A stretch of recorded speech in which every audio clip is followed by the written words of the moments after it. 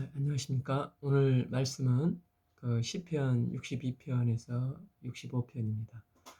요절 말씀은 62편 1절 나의 영혼이 잠잠히 하나님만 바라며 나의 구원이 그에게서 나오는도다.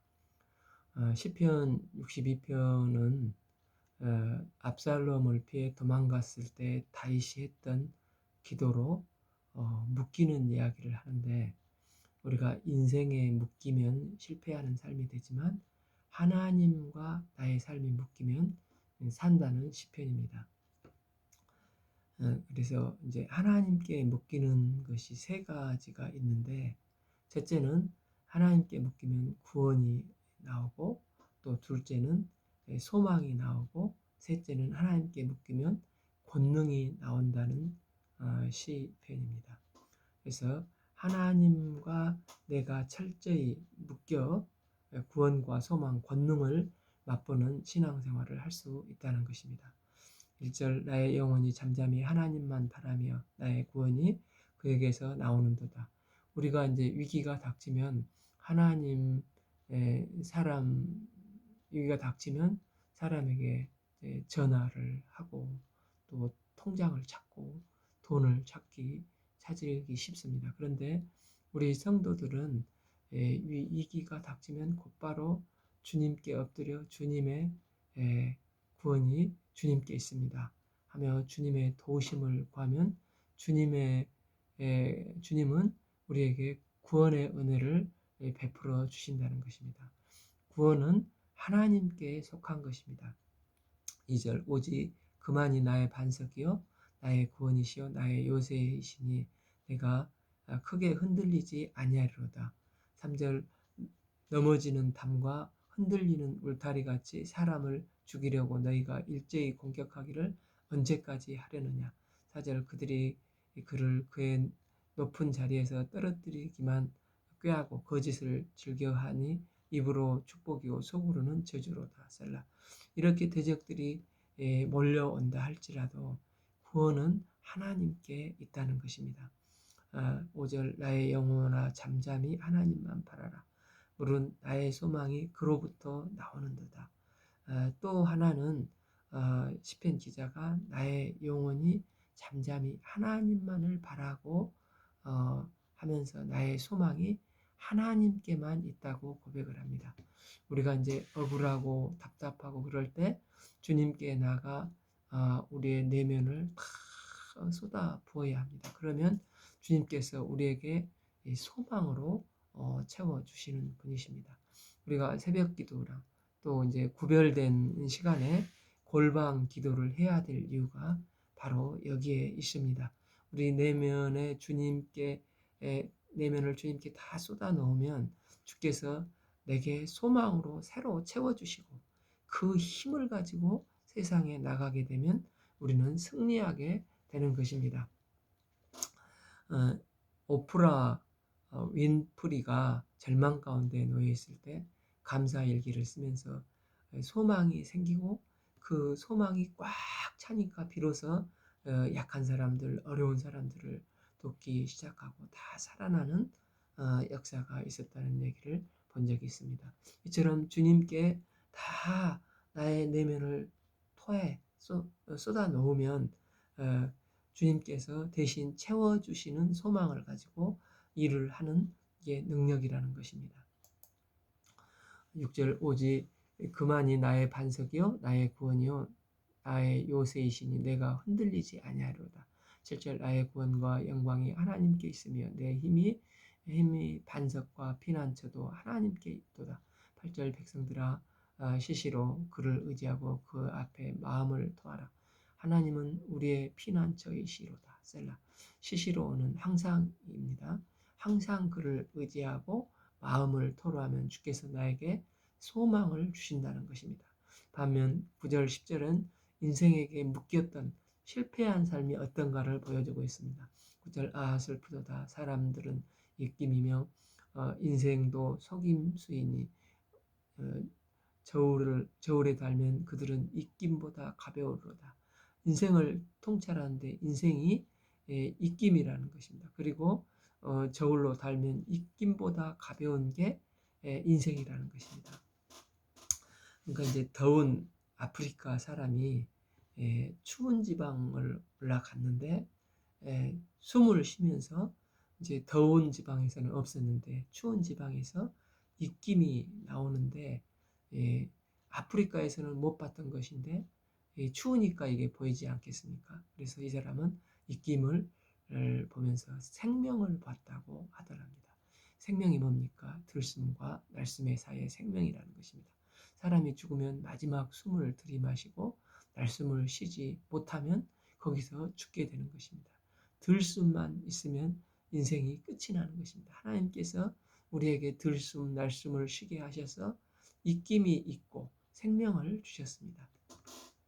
10절 포악을 의지하지 말며 탈취한 것으로 허망하지 말며 재물이 늘어나도 거기에 마음을 두지 말지다. 그러니까 입김의 인생을 걸고 조금 얻겠다고 포악해지고 탈취해지고 재물에 소망을 두고 사느냐.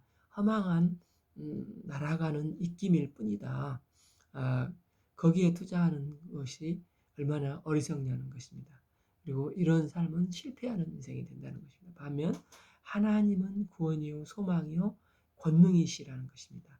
11절 하나님이 한두 번 하신 말씀을 내가 들었나니 권능은 하나님께 속하였다 하셨도다. 마지막으로 힘의 원천이 하나님께 있다는 것입니다. 저희 이제 새벽 기도에 이제 거실에서 하는데 이 노트북을 가지고 거실에서 말씀을 전하고 끝나고 이제 다시 책상에 돌아와서 가끔 콘센트에 노트북을 꽂는 것을 잃어버릴 때가 있습니다. 그러면 어느 시점에서 이게 배터리가 바닥이 나서 노트북 전원이 꺼져 버립니다. 이처럼 노트북의 권능의 원천은 코드를 콘센트에 꽂는 데서부터 시작이 되는 것입니다. 권능의 원천은 아무리 노트북이 좋아도 거기서 오는 게 아니라 작동이 안 되는 먹통이 되어버리는 것입니다. 창세기 2장 7절 여호와 하나님이 땅에 흙으로 사람을 지으시고 생기를 그 코에 불어넣으시니 사람이 생명이 된지라 했습니다. 그러니까 인간에게 있어서 생기의 원천은 하나님이십니다.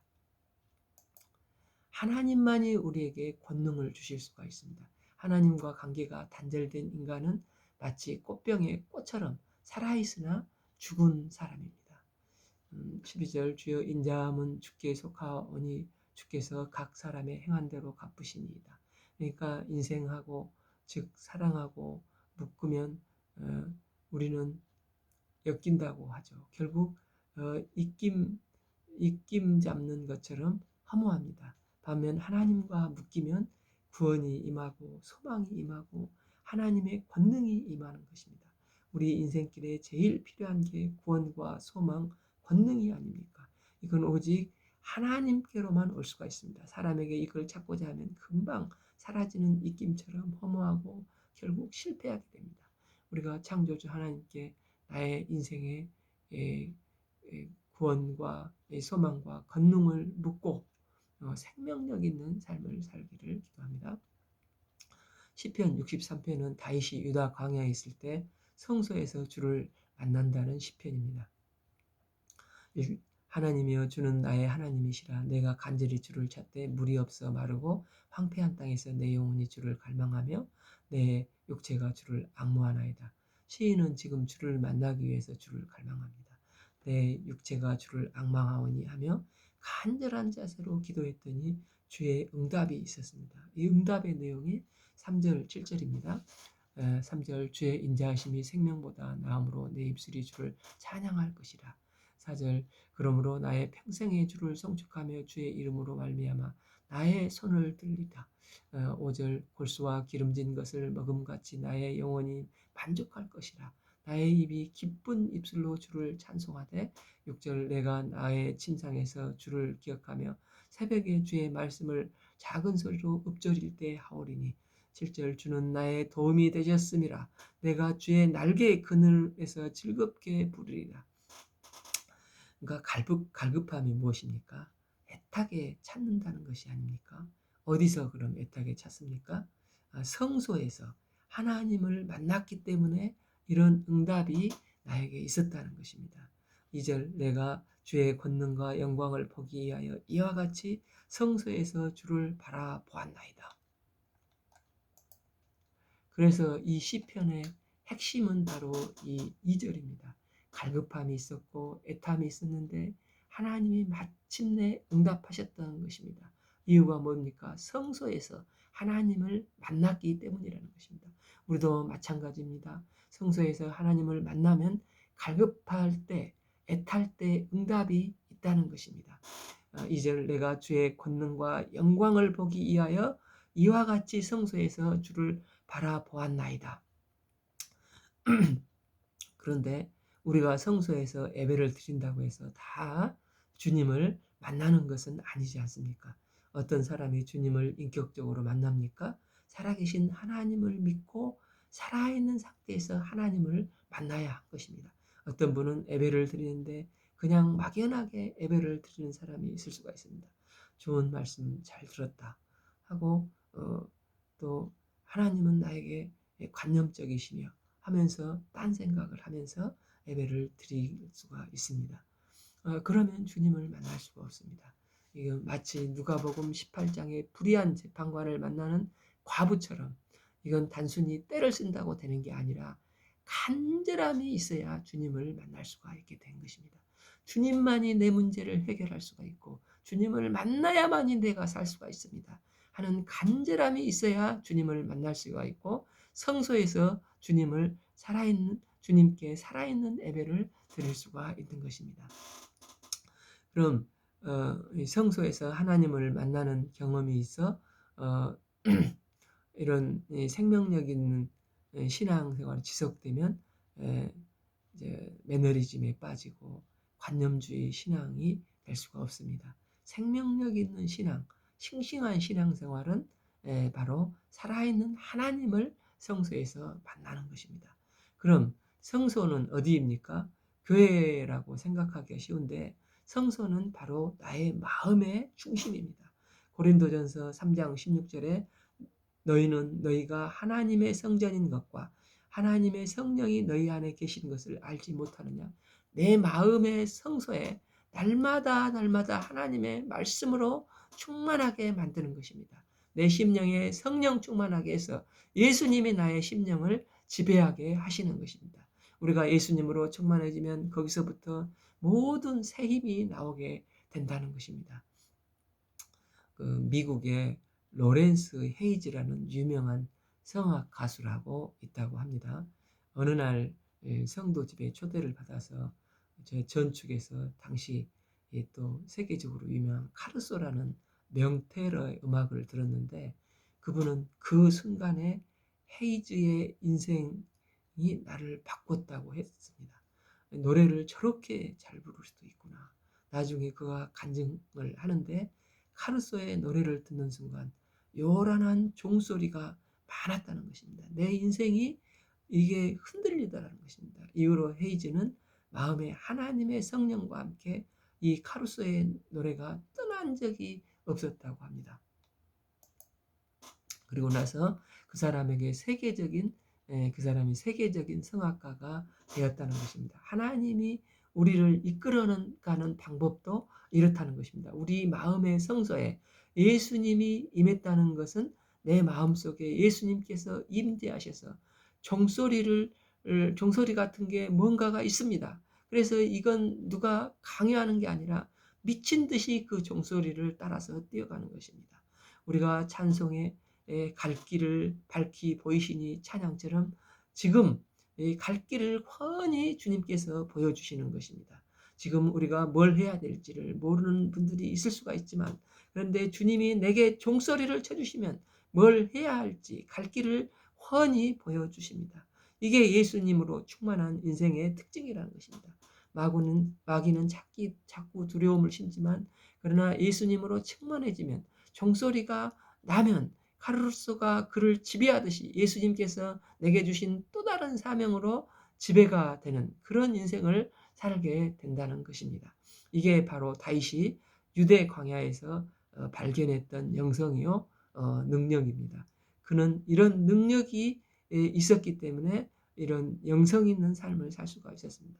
우리의 삶 가운데도 그대로 이 일이 이루어지기를 기도합니다. 11절 왕은 하나님께 즐거워하리니 주께 맹세한 자마다 자랑할 것이나 거짓말하는 자의 입은 막히리로다. 이제 64편은 말로 인한 공격을 이기는 길에 대한 그 시편을 말하고 있습니다. 세상은 고난 없는 세상, 공격 없는 세상이 없고 늘 장애물이 있고 중요한 것은 그 장애물을 극복하고 그리고 끝까지 완주를 하는 게 필요한 것입니다. 1절 하나님이여 내가 근심하는 소리를 들으시고 원수의 두려움에서 나의 생명을 보존하소서. 시편 기자는 근심과 두려움이 현실이라는 것입니다.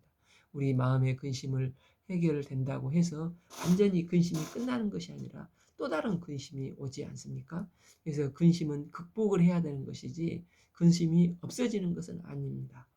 그래서 근심을 두려워하지 말고 하나님께 나가면 근심이 극복이 되고 오히려 기쁨이 되는 삶을 살게 된다고 하십니다. 그래서 성경에서는 단어 두려워 말라 하는 단어가 366번이 있다고 합니다. 그러니까 윤년까지 합하면 매일 1년 내내 우리는 두려움에 시달리는 삶을 사는 것입니다.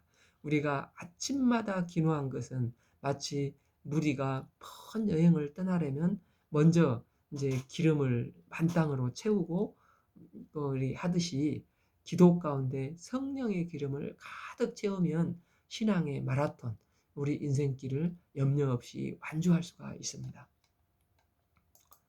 그런데 이제 실제로 우리가 또 돌아가면 원수들이 헛소문, 거짓, 소문, 2절 그래서 이런 자들을 악을 꾀하는 자들, 악을 행하는 자들이 팽배하다는 것입니다. 3절 악한 자들의 특징은 그들의 칼이 칼같이 자기 혀를 연마하며 면도날 칼 같고 화살같이 독한 말로 우리를 겨누고 화살촉이 된다는 것입니다. 그들은 4절 숨은 곳에서 온전한 자를 쏘며 갑자기 쏘고 또 두려워하지 아니합니다. 5절 또한 악한 자들은 악한 목적으로 서로 격려하며 잠깐의 연합을 잘하고 똘똘 뭉치는 것 같습니다. 또 그들은 남몰래 올무를 놓기를 함께 의논하고 하는 말이 우리가 누가 우리를 버려 하며 신상털기를 한다는 것입니다. 6절 그들은 죄악을 꾸미며 이르기를 우리가 묘책을 찾았다 하니 각 사람의 속뜻과 같습니다. 이게 이제 BC 1000년, 3000년 전의 일인데 오늘날도 똑같습니다. 그래서 아담의 범죄 위에 죄악된 본성을 가진 인간의 모습이 이렇게 악하다는 것입니다. 그래서 겉으로 보면 당장은 악이 워낙 거대해 보이기 때문에 우리는 주눅이 들기 쉽고 또 어떤 경우에는 예수 믿는 우리도 맨날 이렇게 연약하게 약자로 살지 말고 저런 악인들처럼 연대를 해서 그들이 나쁜 짓을 하면 우리도 더불어서 나쁜 짓을 하고 그만큼 보복을 해야 하지 않나. 그러면 당장 시원할 것 같은 생각이 듭니다. 그런데 기억할 것은 악한 사람들이 강해 보일 때 그때가 무너지기 시작하는 시점이라는 것입니다. 악인이 강해 보이고 성도들은 너무 약해 보일 때 그때 하나님께서 개입하셔서 개입하시는 하나님의 타임이라는 것입니다. 그때 하나님이 개입하셔서 누가 봐도 이건 사람이 하는 일이 아니야. 이건 하나님만이 하실 수 있는 일이야. 이건 사람의 계획이 아니야. 하나님만이 계획하실 수 있는 일이야. 고백을 할 때 하나님께서 개입을 하신다는 것입니다. 7절 그러나 하나님이 그들을 쏘리니 그들이 갑자기 화살에 상하리라. 즉 그러나 하나님이 저희를 쏘아서 쓰러뜨린다는 것입니다. 악한 사람들이 연대하고 숨어서 독한 말로 공격할 때 우리가 그걸 깨뜨릴 수 없지만 우리가 하나님께 구하면 그러나 하나님께서 직접 깨신다는 것입니다. 이걸 우리가 믿고 의지해야 합니다. 8절 그러므로 그들이 엎어지리니 그들의 혀가 그를 해함이라. 그들을 보는 자가 다 머리를 흔들리로다. 여기서 그들의 혀가 그들의 헤아림이라. 그 말은 악한 자들이 막말을 한다 하는 악담을 하는데 나중에 다 자기에게 임하는 것을 말합니다. 자기 말이 자기를 공격하는 것입니다. 그래서 우리는 사랑하는 말을 하고 또 살리는 말을 하고 은혜로운 말을 해야 합니다. 그게 살리는 길이라는 것입니다. 또한 그들을 보는 자가 다 머리를 흔들리로다. 이 말씀은 도망친다, 흐트러지다라고 해석할 수가 있는데 모였던 악의 연대가 순식간에 무너지고 흔적도 없이 사라져 버린다는 것입니다. 그들의 혀가 그들 자기끼리 해하고 하나님께서 흔적 없이 악인들을 흩어버리십니다. 아, 다윗은 말합니다. 원수가 공격할 때 내가 이기는 것은 내 힘이 아니라 그러나 하나님이 악인들을 쓰러뜨린다는 것입니다. 9절 모든 사람이 두려워하며 하나님의 일을 선포하며 그의 행하심을 깊이 생각하리로다. 그러므로 우리가 행해야 될 일은 원수를 깊게 생각하는 것이 아니라 하나님을 묵상하고 하나님을 깊게 생각을 해야 됩니다. 그리고 내가 하나님을 선포하고 예수님을 선포해야 됩니다. 10절 의인은 여호와로 말미암아 즐거워하며 그에게 패하리니 마음이 정직한 자는 다 자랑이로다. 우리가 세상 살 때 악한 자의 엄청난 공격이 있을 수가 있습니다. 그때마다 우리가 하나님께 매달리면 그러나 하나님이 우리를 위하여 악인을 반드시 쓰러뜨린다는 것입니다. 그때 우리가 할 일은 무엇입니까? 공격당하는 순간에 악한 자를 묵상하면 나도 악해지니까 우리 성도들은 하나님을 묵상하고 하나님께서 친히 승리를 주시는 것을 목도하면 됩니다. 그때 우리는 주님만을 바라보고 또 주님을 찬송하고 선포할 수 있는 하나님의 거룩한 종들이 되기를 축복합니다. 이제 시편 65편은 말을 힘을 가장 잘 사용하는 것이 찬송의 힘이라는 시입니다. 다윗은 참 매력적인 사람입니다. 왜냐하면 그에게는 균형 감각이 있기 때문입니다. 다윗은 싸움을 잘하는 장군이면서 또 시인입니다. 또 왕이면서 하나님 앞에 종으로 자신을 표현하고 있습니다. 또 굉장히 많은 탄원시를 시편에서 쓰고 있지만 또 법문 같은 찬송시도 있습니다. 하나님이 있는 사람의 마음에 중심이 있어서 어느 한쪽으로 기울이지 않고 건강한 사람은 편식을 하지 않고 골고루 음식을 먹듯이 은혜와 진리의 밸런스가 잘 맞추는 사람입니다. 1절 하나님이여 찬송이 시온에서 주를 기다려오니 사람이 서원을 주께 이행하리이다. 여기서 서원은 지난 시간에 네데르라고 묶는다고 했습니다. 우리가 말씀을 듣다가 이게 정확히 정말 하나님께서 나에게 주신 뜻이라는 확신이 들 때 그 하나님의 뜻에 나를 묶어버리는 것. 그게 이제 서원이라는 것입니다. 그래서 서원은 그 말씀과 기도와 전도와 선교에 내가 묶이는 것을 원합니다라고 하는 게 서원이라는 것입니다. 때문에 서원은 내 욕심이 전제가 되는 게 아니라 전제는 하나님의 뜻이 전제가 되는 것입니다. 2절 기도를 들으시는 주여 모든 육체가 주께 나오리다. 우리가 모든 육체 하나님께 나와 잘 나가면 좋은데 현실은 어떻습니까? 3절 죄악이 나를 이겼사오니 우리의 허물을 주께서 사하시리이다. 현실은 죄악이 나를 이겼다는 것입니다. 마치 이는 사도 바울의 고백처럼 마음은 하나님을 따르려고 하는데 죄가 나를 이기고 나를 죄에 질질 끌고 가는 인생을 살게 한다는 것입니다. 그래서 이때 중요한 게 무엇이겠습니까? 내가 주인 되어 나로 살면 안 되는 겁니다. 나는 가치가 없습니다. 그래서 오직 내 대신 주를 주인으로 삼고 주께서 가라 하면 가고 서라 하면 설 때 우리가 이제 신앙의 깊이가 있어지는 것입니다. 즉 주어가 내가 아니고 하나님이 나의 주어이시고 나는 다만 그분이 이끄시는 대로 은혜를 베푸시는 대로 따라가면 되는 것입니다.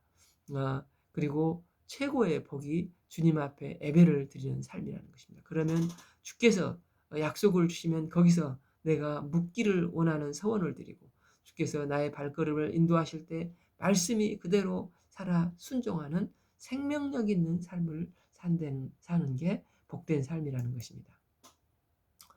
3절 죄악이 나를 이겼사오니 우리의 허물을 주께 사하시리이다. 4절 주께서 택하시고 가까이 오게 하사 주의 뜰에 살게 하신 사람은 복이 있나이다. 우리가 주의 집 곧 주의 성전의 아름다움으로 만족하리다. 뭐가 복이라고 말씀합니까?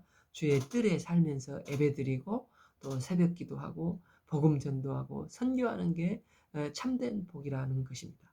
우리는 다만 우리의 기도를 응답하시는 창조주이시면서 또 섭리하시는 하나님 아버지가 계시는 것을 우리는 찬송합니다. 독생자 예수님을 주시기까지 우리를 사랑하신 하나님의 사랑을 찬양합니다. 그래서 우리가 할 일은 자꾸 뭔가를 설명하기보다도 잘 모르면은 다만 하나님을 찬송하는 것입니다. 그런데 성경이 이해가 안 될 수가 있는데 이상하게 찬송을 하면 이해가 되고 또 주님의 임재를 깊게 느끼게 되는 것입니다. 시편 저자는 이 말씀을 지금 하면서 주께서 택하시고 가까이 오게 하사 주의 뜰에 살게 하신 사람은 복이 있는 사람이라 라고 말을 하고 있는 것입니다.